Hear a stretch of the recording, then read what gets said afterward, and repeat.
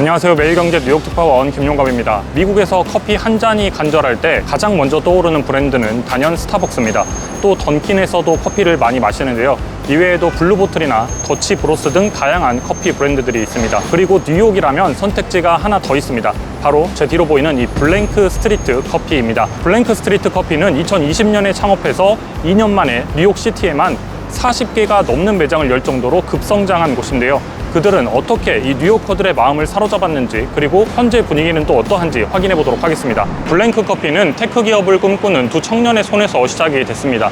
두바이의 미국 고등학교 동문인 이산 프레하와 그리고 비나이 멘다, 이렇게 둘은 대학을 위해서 뉴욕으로 넘어옵니다. 그리고 프레하는 컬럼비아 대학교를 다녔고 멘다는 뉴욕대를 다녔습니다. 뉴욕의 벤처 캐피털에서 함께 일하게 됩니다. 그러던 중에 모든 커피가 가장 놀라운 커피일 필요는 없다라는 생각으로 창업에 나서게 됩니다. 이 말은 달리 말하면 이 제품의 품질에 최우선을 두지 않겠다라는 의미이기도 합니다. 실제로 이 블랭크 스트리트 커피는 저렴한 가격으로 고품질의 메뉴를 제공한다는 목표를 가지고 있습니다. 사실상 합리적인 가격을 중요시하겠다고 하는 겁니다. 2020년 8월 두 청년은 브루클린에서 이 커피 카트로 첫 매장을 열었습니다. 이 작은 규모의 첫 매장에서 운영을 단순화하고 또 불필요한 비용을 제거하는 시스템을 만들기 시작했습니다. 이 블랭크 커피는 기술을 적용해서 비용을 줄이면서도 감성은 유지하고 싶어 했습니다. 블랭크 커피는 창업 1년 차인 2021년에만 6,700만 달러를 투자받았는데, 투자자에는 제너럴 카탈리스트나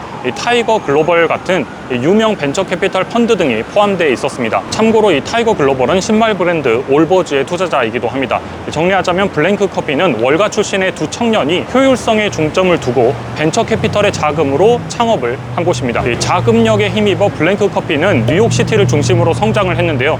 2020년 8월에 첫 매장을 열더니 2022년에는 뉴욕시티에만 매장이 40개가 있었습니다. 그래서 뉴요커들 사이에서는 어딜 가나 이 블랭크 스트리트 커피가 보인다는 말이 나올 정도였습니다. 잘 생각하면 조금 독특한 점이 있는데요. 해당 기간은 코로나19가 본격화돼서 미국이 봉쇄를 경험하고 또 팬데믹으로 오프라인 매장을 잘 찾지 않을 때였습니다. 그런데 이 블랭크 커피는 확장을 했는데요. 당시 상황과 그들의 전략이 맞아떨어졌습니다. 이 블랭크 스트리트 커피 매장의 크기가 기본적으로 매우 작은데요. 그리고 예전에 이 어바웃 뉴욕 스타벅스 편에서 말씀드린 것처럼 이 스타벅스는 집과 직장 외에 사람들에게 커피를 한 잔 마실 수 있는 세 번째 공간을 만들어냈습니다. 그래서 스타벅스는 커피가 아니라 경험을 판매를 한다고 하는데요. 그래서 앉을 공간이 있는 매장이 대부분입니다. 반면에 이 블랭크 스트리트 커피의 매장은 대부분 아주 작습니다. 대부분의 매장의 면적이 350제곱피트를 넘지 않는다고 하는데요. 그러니까 10평 미만의 매장들이 대부분이라고 하는 겁니다. 이 매장의 경험보다는 사실상 테이크아웃 중심의 사업 구조를 가지고 있습니다. 팬데믹에 성장할 수 있었던 동력도 그 때문입니다. 여기에 팬데믹 시기에 낮은 임대료도 성장에 도움이 됐습니다. 이 작은 매장은 비용 절감에도 효과적입니다. 즉 매장의 크기를 줄여서 고정 비용을 낮추고 또 유동인구가 많은 곳에서 저렴한 가격의 커피를 제공했습니다. 국내에도 유사한 커피 체인점들이 꽤 있죠. 일단 매장으로 한번 가서 확인을 해보도록 하겠습니다. 가시죠.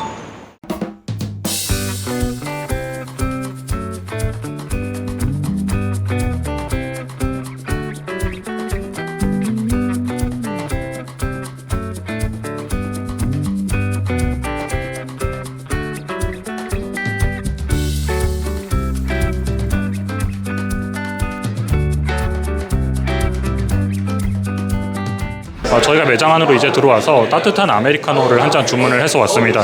이게 이제 빅 사이즈의 아메리카노인데요. 3.45달러에 지금 판매를 하고 있습니다. 근데 사실 크기로 봤을 때는 스타벅스의 톨 사이즈 정도 되는 것 같아요. 그리고 이제 맛을 보면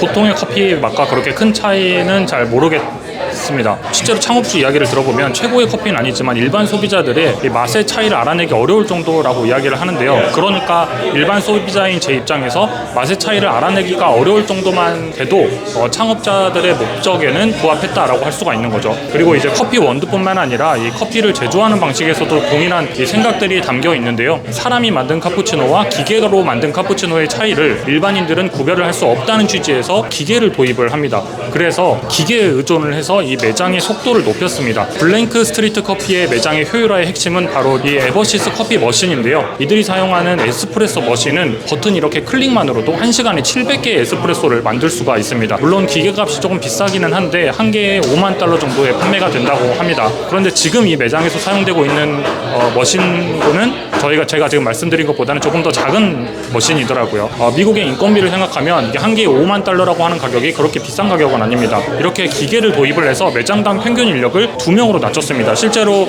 지금 이 매장에도 2명이 일을 하고 있습니다. 2명이 일을 하고 있지만 이 매장에서 이렇게 줄이 막 길게 늘어진다거나 이렇진 않고요. 빨리빨리 커피가 나오기 때문에 바로바로 즉각적으로 고객 응대에 나설 수 있는 것을 볼 수가 있습니다. 그런데 이제 역설적이게도 이들은 이 에스프레소 머신으로 직원들이 더 편리해진 만큼 고객을 향한 서비스를 강화할 수 있다고 설명을 하고 있는데요. 인건비 절감과 이 고객들과의 소통이 함께 이루어질 수 있다고 이야기를 하고 있는데 이게 실제로 가능한지는 저는 개인적으로는 잘 모르겠습니다. 그리고 이제 블랭크 스트리트 커피를 유명하게 한 메뉴 가운데 하나가 이 콜드브루인데요. 여기에도 이 비용 절감이 들어가 있는데 콜드브루가 이제 뜨거운 물이 아니라 차가운 물로 우려내서 이렇게 쓴맛이 덜하고 부드러운 커피를 만드는 걸 이제 콜드브루라고 하는데 보통 이제 원두를 차가운 물로 우려내다 보니까 장시간의 시간이 걸리는데요. 그래서 일반적으로 커피 매장에서 밤새 추출하는 경우들이 좀 많습니다. 그런데 이 블랭크 스트리트 커피는 이를 별도의 이제 중앙시설에서 만들어서 가지고 와서 여기서 이제 판매를 하는 방식으로 또 가격을 낮췄습니다. 블랭크 스트리트 커피는 현재 홈페이지에 나와 있는 정보를 기준으로 보면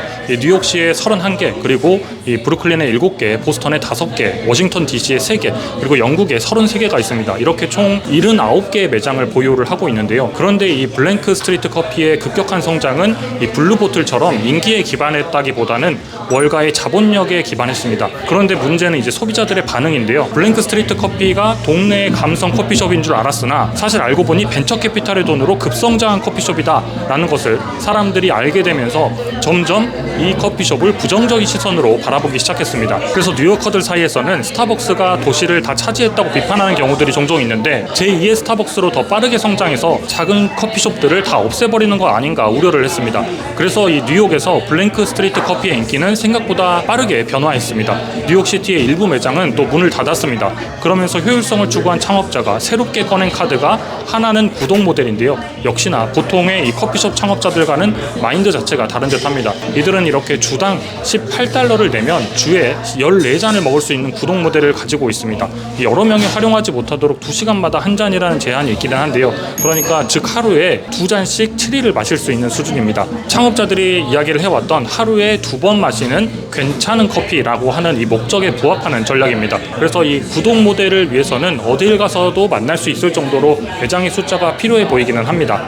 이 구독 멤버십은 총 2가지가 있는데요. 다른 하나는 일주일에 약 $9 정도를 내면 보통 커피들을 먹을 수 있는 모델도 있습니다. So we have a subscription service. So if you pay, I think it's like $18 a week, you get unlimited coffee for the entire week. Let's say that you get like a coffee a day on your way to work every day, right? And you work 5 days a week. Your coffee is like $6.50 or something like that. That's like what, $35 plus, you know? You're spending a lot of money on coffee a week on your iced latte. Instead of doing that, you pay $18.99, you get unlimited coffee. You can get as many coffees as you want basically throughout the week.